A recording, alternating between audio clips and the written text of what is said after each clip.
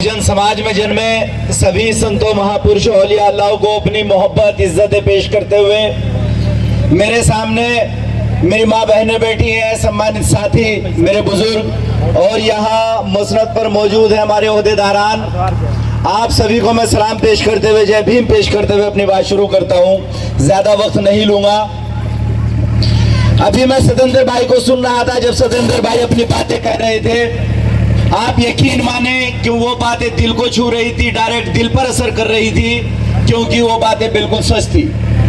उनमें एक सच्चाई थी बातों में। लेकिन सतेंद्र भाई, आप अगर किसी और को जिम्मेदार ठहराते हैं तो ठीक है, हो सकते हैं वो भी जिम्मेदार, लेकिन उसके साथ साथ हमारे अपने भी बहुत कसूरवार हैं इसमें।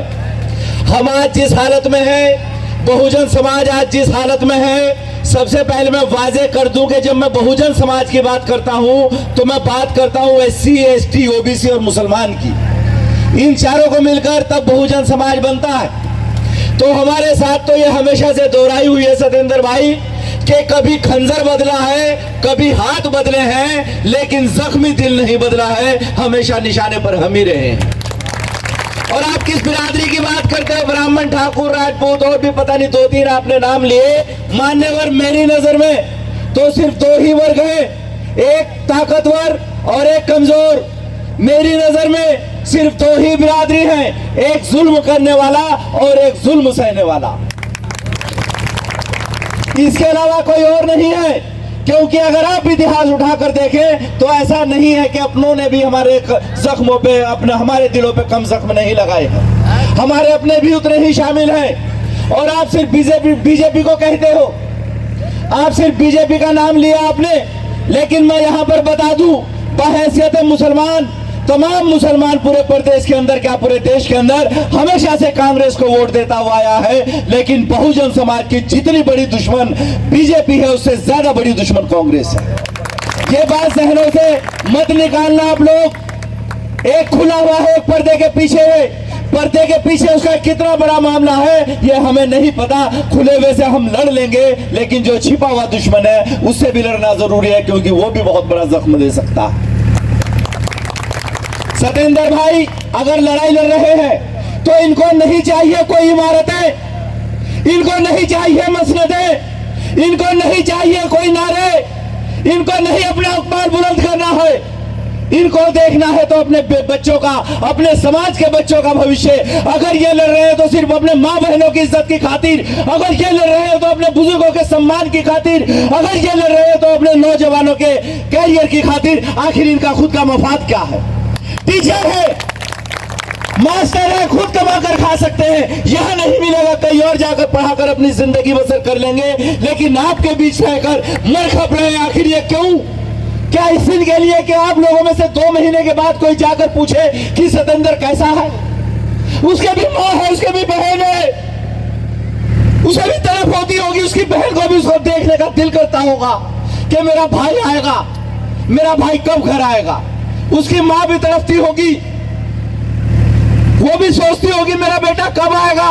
लेकिन बेटा नहीं आ रहा, क्योंकि वो अपनी हजारों माओ के लिए, अपने हजारों भाइयों के लिए, अपने हजारों बुजुर्गों के लिए वहां उनसे लोहा ले रहा है, जो ऐसा समझिए कि एक हाथी और एक चींटी की भी साथ उनसे लोहा ले रहा है। अगर ऐसे हालात में आप लोग साथ नहीं देंगे तो आखिर देगा कौन?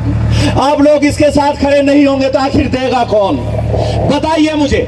300 किलोमीटर से माननीय प्रदेश अध्यक्ष जी चलकर आए हैं, 300 किलोमीटर से प्रदेश प्रभारी जी चलकर आए हैं। यहाँ पर जितने उहदेदारान बैठे हुए हैं, ज्यादातर 150 किलोमीटर से ज्यादा चलकर आप लोगों के बीच आए हैं। हमें कोई शौक नहीं है, हमें यहाँ पे जमीनें नहीं खरीदी, हमें यहाँ पर विधायकी नहीं लड़नी, हमें यहाँ पर सांसदी नहीं लड़नी, हमें यहाँ पे रहना नहीं है। सिर्फ किस लिए? क्योंकि हम जानते हैं कि यहाँ पर एक इंसान है जो सच्चाई से अपने लोगों के लिए लड़ रहा है। एक मशाल है जो चल रही है।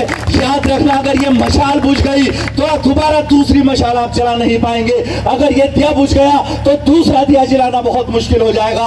अगर ये हौसला हार गया, इसकी हिम्मत को आपने हारने दिया, तो यकीन जानिए आप हार चुके हैं अपने बच्चों का भविष्य, आप हार चुके हैं अपने बुजुर्गों का सम्मान, और आप हार चुके हैं अपने नौजवानों के भविष्य। साथियों, मेरे पैर में थोड़ी तकलीफ है, माननीय प्रदेश अध्यक्ष जी माफी चाहता हूं। मैं ज्यादा ना कहते हुए बस इतनी गुजारिश करूंगा आप लोगों से कि मैं आपसे हाथ जोड़कर निवेदन करता हूं कि सतेंद्र भाई बहुत ही जुझारू आदमी है। काश ऐसा आदमी मेरे क्षेत्र में होता तो दोनों भाई मिलकर कहां से कहां क्या से क्या करते थे, किसे किसे झुका देते। लेकिन कोई बात नहीं, अगर यहाँ पर सतेंद्र है तो हमारे पास भी महक सिंह जी है प्रदेश के अंदर। महक सिंह जी के बारे में क्या कहूँ, ये तो ऐसा कहना है जैसे सूरज के सामने दिया दिखाना। लेकिन साथियों, अपनी ऊर्जा का सही इस्तेमाल करिएगा। कहाँ पे इस्तेमाल होनी है, किस वक्त इस्तेमाल होनी है, ये पता होना बहुत जरूरी है। साथियों, हमने क्या किया, आजाद समाज पार्टी और भीम आर्मी ने क्या किया, ये जानना जरूरी है। लेकिन इससे ज्यादा जानना जरूरी है कि ये क्या कर सकती है, और उससे भी ज्यादा जानना जरूरी है कि हम कैसे कर सकते हैं। हम कैसे करेंगे इस चीज को बताएंगे प्रदेश अध्यक्ष जी, बताएंगे आपको प्रदेश प्रभारी जी, क्योंकि ये क्या कहते हैं, तजुर्बे का भंडार लिए हुए बैठे हैं अपने पास में। महक सिंह जी एक अपने जुझारूपन का और अपने लोहेपन का एक डिपो लिए हुए बैठे हैं यहाँ पर। मैं क्या बताऊंगा, ये खुद अपने बात अपने अंदाज में बताएंगे कि काम को कैसे करना है। बस मैं तो गुजारिश इतनी करूंगा कि सतेंद्र भाई का साथ दीजिए। जिस तरीके से प्रदेश अध्यक्ष जी निर्देश देंगे, आप लोग थोड़ा साथ दीजिए। सूरज बहुत नजदीक है, रोशनी बहुत नजदीक है, वक्त हमारा आने वाला है, हम लोग हुक्मरान बनने वाले हैं। बस हिम्मत ना हार जाना, इस कारवा को ऐसे ही चलते रहे। साथियों, मैं ज़्यादा ना कहते हुए कोई गलती हो गई हो तो उसकी माफ़ी चाहता हूँ। माँ बहनें बैठी हुई हैं, बुजुर्ग बैठे हुए हैं, सभी साथियों को जय भीम आर्मी, आज़ाद समाज पार्टी जिंदाबाद। बहुत धन्यवाद माननीय उपाध्यक्ष महोदय। आभार आपका, इतना कष्ट होते हुए भी, परेशानी होते हुए भी आपने समय दिया है।